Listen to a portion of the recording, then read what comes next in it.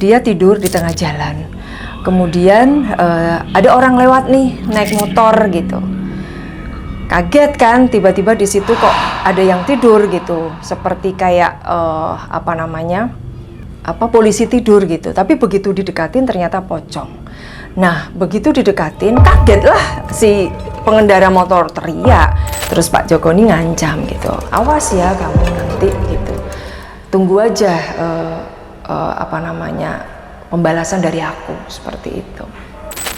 Begitu dibuka pintunya, itu pocong itu sudah tiduran di depan pintu itu gitu. Akhirnya kaget si pemilik rumah itu.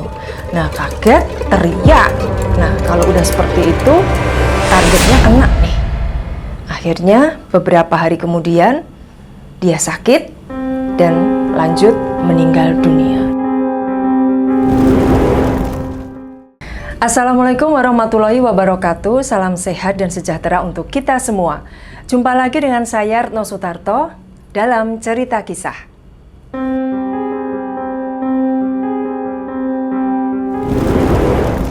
Teman-teman semuanya, cerita kisah kali ini berjudul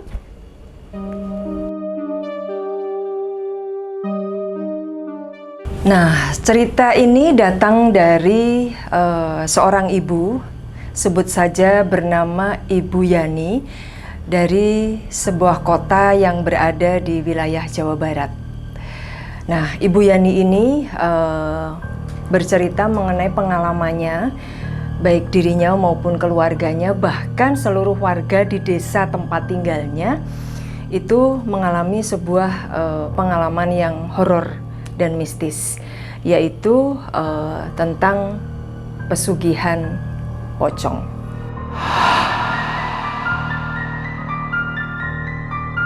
Nah, ceritanya begini teman-teman. Jadi waktu itu sekitar tahun 1981 itu ada keluarga, sebut saja keluarga itu namanya keluarga Pak Joko dan Bu Joko. Nah, awalnya keluarga Pak Joko ini seorang petani, ya, di sana memang pekerjaannya seorang petani. Kemudian karena sesuatu hal dan ingin untuk memperkaya keluarganya, yang tujuannya adalah untuk mensejahterakan anak-anaknya. Jadi Pak Joko melakukan hal yang tidak dibenarkan oleh agama apapun. Jadi Pak Joko ini melakukan pesugihan, yaitu pesugihan pocong. Awalnya Pak Joko melakukannya sendiri, jadi istrinya tidak ikut. Artinya walaupun istrinya juga ikut menikmati ya dari hasil pesugihan itu, tetapi tidak ikut cawe-cawe gitu, istilahnya bahasa Indonesianya itu tidak ikut terlibat seperti itu. Nah, kemudian akhirnya diajaklah istrinya Pak Joko ini ikut terlibat di dalam suatu ritual pesugihan ini gitu. Akhirnya mau, karena juga motivasinya adalah untuk kekayaan. Jadi karena dia ini adalah pekerjanya sebagai petani, yaitu di sawah. Jadi cara kerjanya itu, kalau misalnya dia panennya banyak, nanti yang lainnya sedikit gitu. Yang lainnya mungkin pada musim paceklik, dianya enggak, seperti itu. Jadi pasti ada sesuatu yang beda dibanding dengan petani-petani yang lainnya gitu.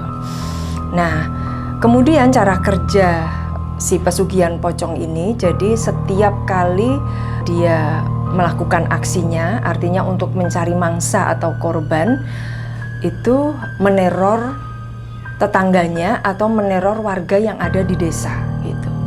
Jadi misalnya pada malam hari itu biasanya mereka beraksi mulai jelang maghrib atau subuh ya. Jadi begitu mendekati waktu maghrib itu mereka biasanya sudah mulai beraksi, terutama yaitu Pak Jokonya.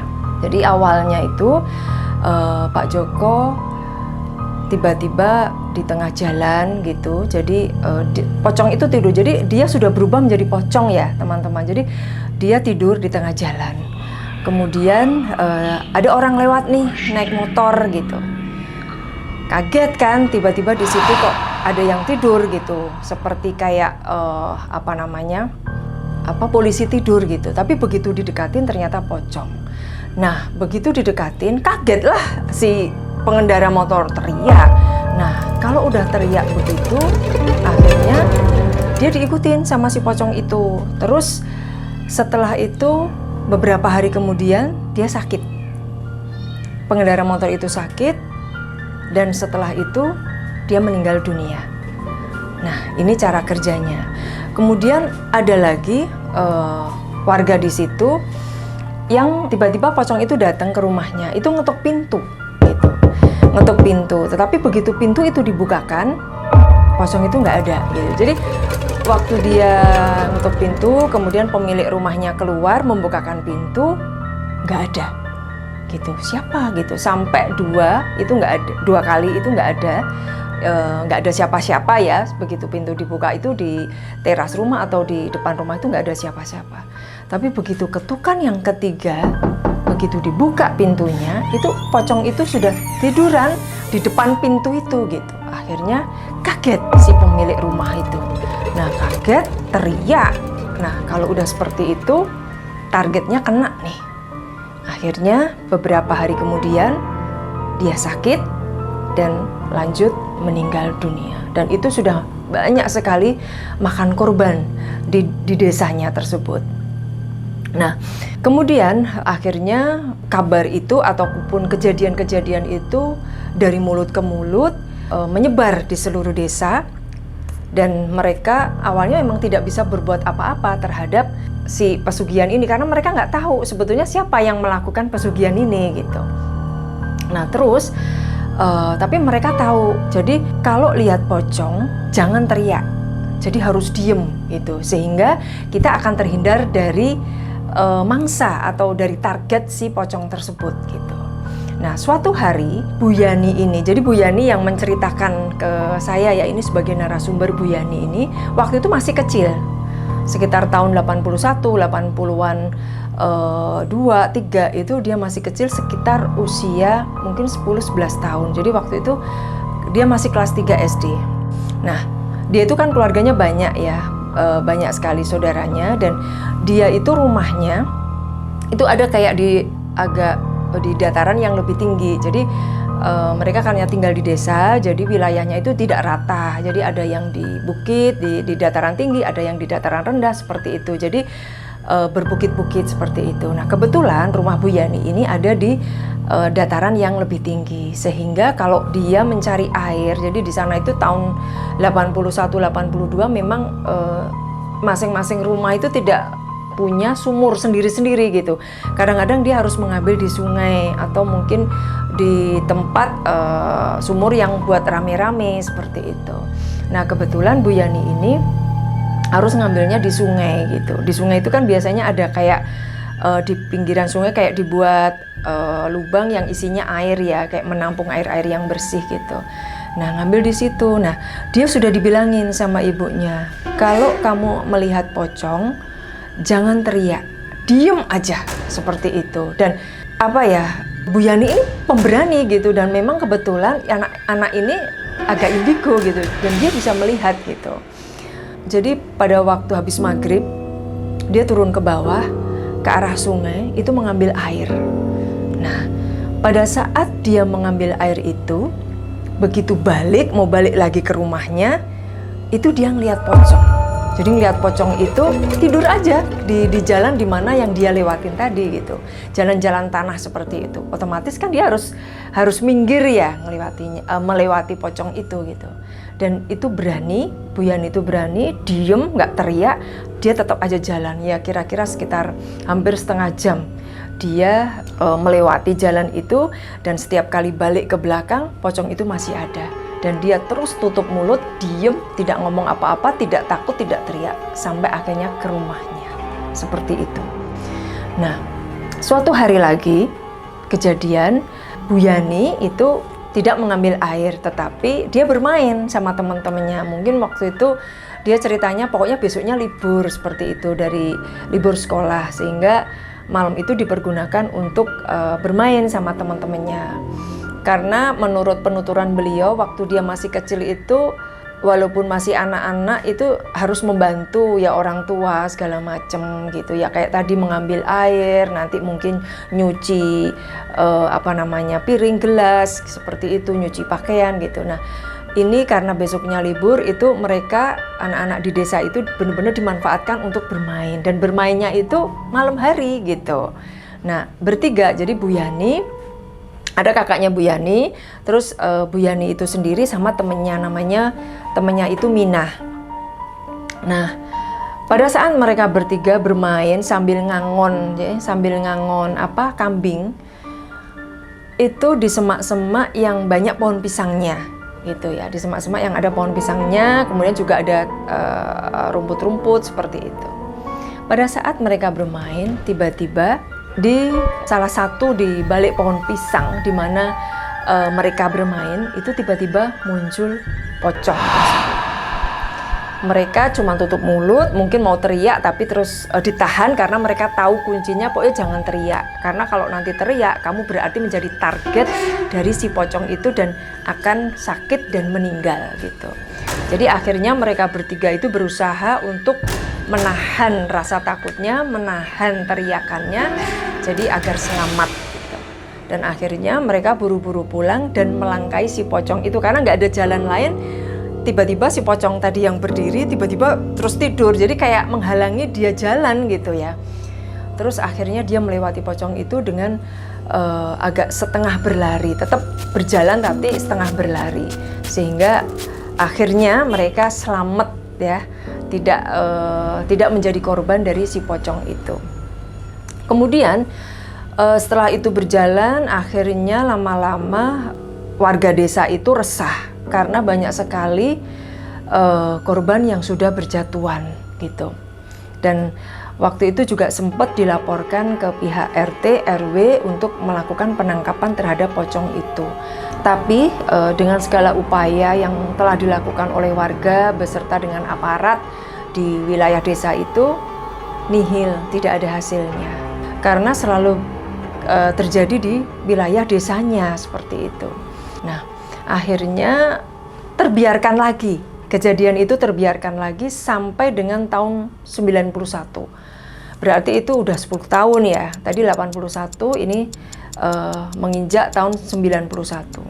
Nah, tahun 91 ini di rumahnya Bu Yani tiba-tiba kedatangan Pak D-nya. Pak D-nya yaitu kakak dari ibunya Bu Yani. Jadi Bu Yani waktu itu usianya mungkin udah 21-22 tahun ya, karena udah 10 tahun kemudian. Nah, ketika itu Pak D-nya itu lagi bertamu di tempatnya ibunya Bu Yani atau adiknya ya, sambil ngobrol seperti itu.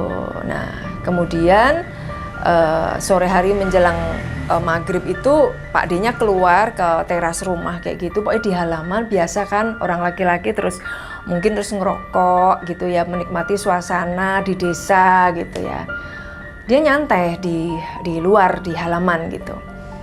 Tiba-tiba pada saat Pak D-nya itu duduk dan sambil santai merokok, tiba-tiba dia melihat pocong gitu di balik pohon. Ya untungnya Pak D-nya ini bukan seorang yang penakut gitu. Dia aneh gitu melihat kok suasana desa ini kok sepertinya ada sesuatu yang nggak nyaman gitu. Terus ini kok juga ada pocong di situ. Apa yang ini yang diresahkan oleh warga gitu. Jadi memang Pak D-nya sudah sedikit mendengar cerita-cerita atau aduan-aduan dari saudaranya ini gitu. Apa ini yang dimaksud dari mereka gitu, pocong ini gitu. Nah terus Pak D-nya langsung menatap pocong itu, dikejar sama Pak D-nya, pocong itu dikejar. Pocongnya juga akhirnya lari gitu, jadi lari sampai ke suatu tempat yang di kayak semak-semak kayak gitu. Entah Pak D-nya itu karena mungkin dia juga punya pegangan, mungkin juga dia orang yang linuih ya, mungkin ibadahnya kuat.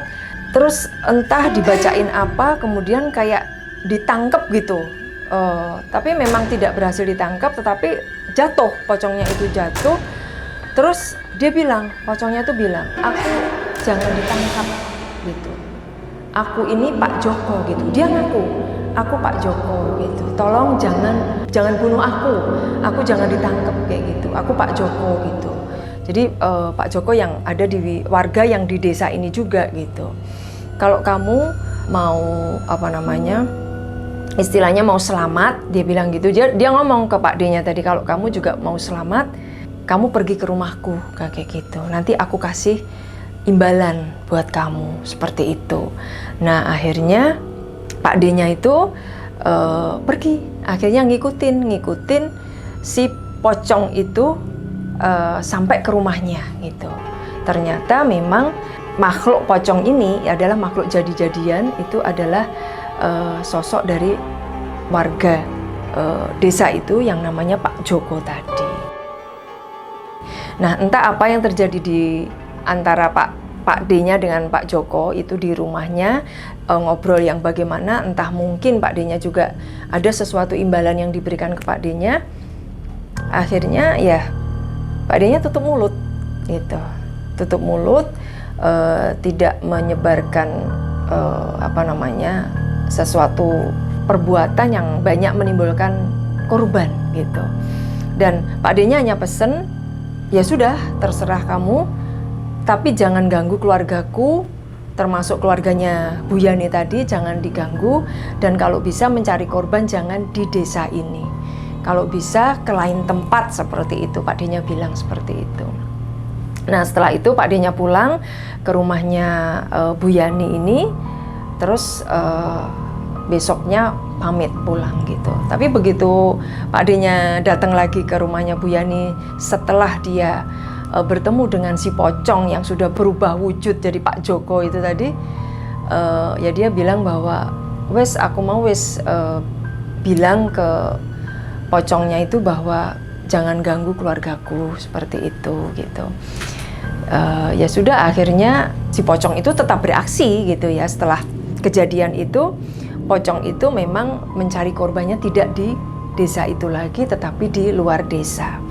Nah, di luar desa itu awalnya juga mungkin mereka nggak tahu siapa yang melakukan itu gitu. Jadi setiap kali dia seringkali beraksi itu di tepi jalan, di jalanan. Jadi misalnya ada suatu cerita dari warga desa sebelah bahwa tukang bakso, ada penjual bakso, pedagang bakso dengan gerobak. Nah, dia merasa bahwa kayak ada suara-suara yang ada di atap gerobak baksonya gitu. Mungkin pada saat dilihat pertama itu kayak nggak ada sosok apapun di atas gerobak itu, tapi ada suara jrok, jrok, jrok gitu, kayak lompat-lompat gitu loh pocongnya. Jadi kena atapnya gerobaknya sehingga bunyi drak, drak, mungkin seperti itu. Dilihat nggak ada gitu. Pada waktu itu ada pembeli gitu. Pembelinya juga dengar. Jadi tidak hanya tukang baksonya, tetapi pembeli baksonya itu juga dengar suara apa ini. Tapi begitu udah dilihat yang ketiga, ternyata ada pocong berdiri di atas gerobak si tukang bakso tadi. Semua teriak, lari. Nah, akhirnya karena teriak dan lari itulah akhirnya ini menjadi korbannya atau targetnya kena. Dan memang benar setelah beberapa hari kemudian tukang bakso dan warga yang membeli ini sakit lalu meninggal dunia. Selain itu juga di tepi jalan, terus kemudian tiba-tiba duduk di atas bok itu bahasa Indonesianya apa ya? Kalau bahasa Jawanya tuh bok yang bisa untuk duduk gitu loh, kayak pagar jembatan gitu loh yang dari semen gitu. Nah, itu kadang-kadang kalau udah surup atau maghrib atau malam hari itu dia duduk aja di situ pocongnya. Nanti begitu ada orang lewat, disangka siapa, begitu dilihat pocong ketakutan, teriak ya, berarti kena deh targetnya. Nah, seperti itu cara kerjanya. Nah, akhirnya sampai berjatuhan korban. Nah, semakin lama semakin tahun, bertambahnya tahun, Pak Joko ini kan juga usianya bertambah ya. Semakin bertambah, kemudian lama-lama juga kesulitan untuk mencari korban gitu. Mencari korban ini kesulitan gitu. Nah, akhirnya karena semua warga yang ada di desanya juga sudah pada tahu bahwa yang melakukan pesugihan ini adalah keluarganya Pak Joko. Jadi warga ya sudah tutup mulut, diam, karena juga tidak bisa berbuat apa-apa. Karena untuk melakukan sebuah pembersihan itu ya, untuk memberantas itu pun juga pasti memerlukan biaya yang cukup besar. Tidak mudah memang gitu. Jadi daripada akan menjadi korban, ya sudah akhirnya mereka tutup mulut. Nah, semakin tua Pak Joko sama Bu Joko semakin kesulitan mencari korbannya, dan akhirnya mereka itu terang-terangannya itu begini.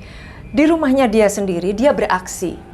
Ya, jadi tidak mencari korban di kebun, di tengah jalan, atau di rumah warga seperti itu. Itu tidak lagi gitu. Tapi dia beraksi itu di rumahnya sendiri gitu.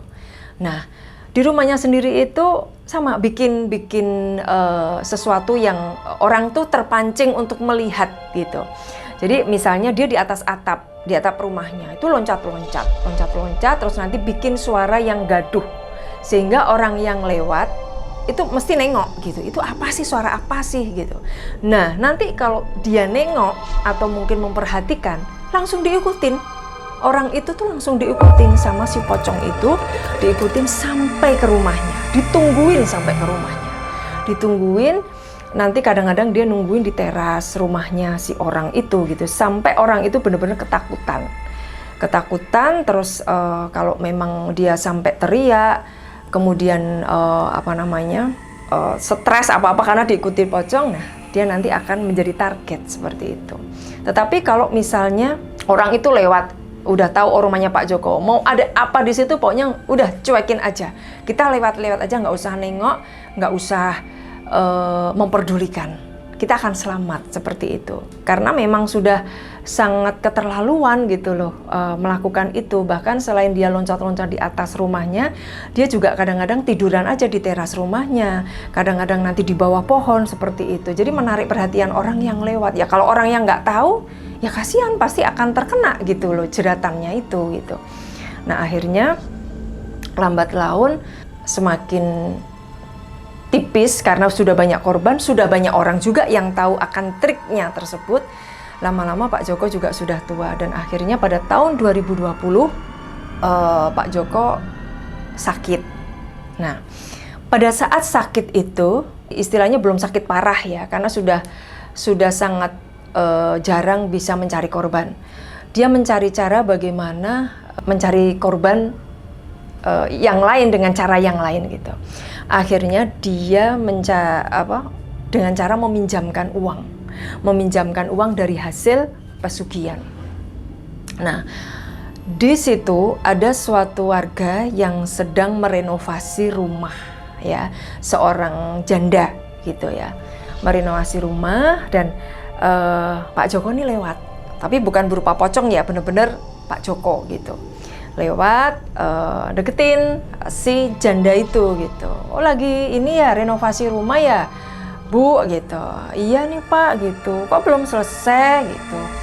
Iya Pak Joko nih belum selesai gitu, tinggal dikit lagi.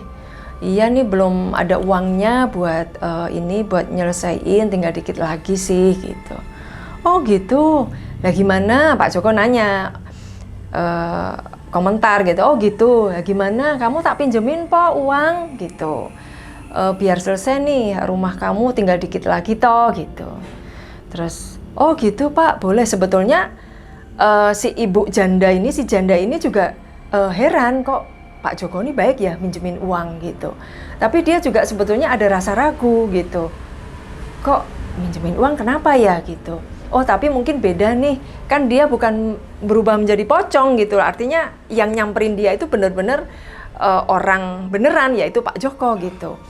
Tetapi dengan maksud meminjamkan uang, ya sudah, akhirnya si janda itu tertarik dengan tawaran Pak Joko itu tadi. Dan akhirnya dipinjemin 40 juta untuk menyelesaikan renovasi rumahnya. Nah, dan itu janjinya Pak Joko, udah kamu pinjam setahun, nanti setahun balikin ya gitu. Oh iya gitu, oke, akhirnya deal, si janda ini meminjam uang Pak Joko. Nah akhirnya dia terus menyelesaikan rumahnya dan selesailah rumah itu. Tetapi itu baru 4 bulan. 4 bulan memang udah selesai rumahnya, walaupun belum sempurna seperti itu. Tiba-tiba Pak Joko datang gitu. Pak Joko datang nagih utang gitu. Ya kaget si janda itu, loh Pak, kan ini katanya janjinya setahun gitu. Ini kan baru 4 bulan kok udah ditagih gitu. Iya, nggak apa-apa. Soalnya aku lagi butuh Pak Joko kayak gitu. Kamu harus ngembaliin gitu. Nah, si janda ini juga rada kesel ya. Wong janjinya setahun kok 4 bulan udah ditagih gitu. Nah, untungnya si janda ini juga habis dapet uang dari hasil penjualan rumah warisan gitu, habis keluarganya habis bagi waris sehingga dia mendapatkan uang gitu. Akhirnya alhamdulillah bisa dikembalikan ke Pak Joko, walaupun sebetulnya dengan hati yang mangkel gitu loh. Wong belum waktunya kok sudah ditagih seperti itu. Nah, akhirnya setelah itu ya sudah, akhirnya diselesaikanlah utang piutang itu. Terus si janda ini karena rumahnya udah selesai, akhirnya mengadakan syukuran gitu ya, mengadakan syukuran selamatan. Nah, karena mungkin ada rasa mangkel dengan yang Pak Joko itu, si janda ini tidak mengundang syukuran pada Pak Joko gitu. Nah, tapi Pak Joko tahu kenapa gitu, karena dari beberapa berkat yang diberikan ke para tetangga yang sudah hadir di acara syukurannya si janda itu, Pak Joko nanya, loh Bu, kok dapat berkat itu dari mana gitu? Oh iya, tadi si ibu ini udah ini syukuran gitu karena rumahnya udah selesai gitu. Loh, rumahnya selesai kok aku nggak diundang, padahal kan dia pinjem uang dari aku gitu, kok aku nggak diundang? Oh gitu ya. Akhirnya Pak Joko ini nyamperin si ibu itu, si janda itu gitu, marah-marah gitu, kok kenapa dia yang sudah meminjamkan uang kepada si janda ini, kepada ibu itu, dan bisa menyelesaikan rumahnya, kok dia nggak diundang seperti itu. Terus Pak Joko ini ngancam gitu, awas ya kamu nanti gitu, tunggu aja pembalasan dari aku seperti itu. Nah, akhirnya pulang Pak Joko, terus tiba-tiba seminggu atau 2 minggu setelah kejadian itu, Pak Joko ke rumahnya itu, si janda ini atau si ibu ini sakit gitu. Sakit ya katanya kalau dideteksi oleh dokter ya sakitnya nggak parah gitu ya, sakit biasa aja gitu, kayak mungkin kurang gizi atau apa, karena lama-lama ibu itu semakin kurus seperti itu.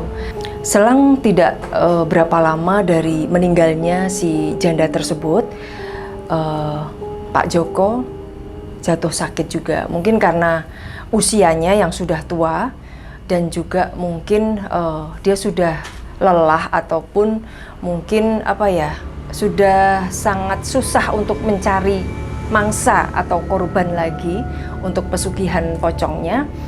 Ya lama-lama Pak Joko nggak punya daya lagi untuk melakukan itu dan akhirnya jatuh sakit. Dan waktu itu tahun 2020, jadi kejadiannya itu masih di tahun yang sama dengan setelah si janda itu meninggal dunia. Jadi Pak Joko waktu itu meninggal, tapi dikarenakan kalau dari pemeriksaan atau diagnosa itu karena COVID-19. Tapi juga mungkin sakit karena perbuatannya sendiri yang sudah menzolimi banyak orang, karena sudah banyak sekali memakan korban dari pesugihan pocongnya. Jadi dari mulai 81 sampai ke 2020 itu berarti sekitar hampir 30 tahun ya. 30 tahun dia sudah melakukan pesugihan dan sudah banyak korban yang berjatuhan. Nah, ini teman-teman cerita kisah dari Bu Yani dari sebuah kota yang ada di Jawa Barat, yaitu pengalamannya yang begitu miris, yang begitu horor ya, yang begitu yang istilahnya mungkin kalau kita mengalami itu juga mungkin sangat-sangat ketakutan seperti itu, karena tidak hanya keluarga Bu Yani atau Bu Yani sendiri, tetapi juga seluruh warga di desanya itu juga mengalami teror pesugihan pocong tersebut gitu. Dan ini kalau untuk memberantas sebuah ritual pesugihan pocong ini memang tidak mudah, karena pasti akan membutuhkan biaya yang tidak sedikit, juga membutuhkan pikiran, tenaga yang lebih, dan pasti juga akan tidak sembarang orang bisa menghentikan itu. Pasti juga membutuhkan orang yang ilmunya linuwih dalam hal spiritual seperti itu.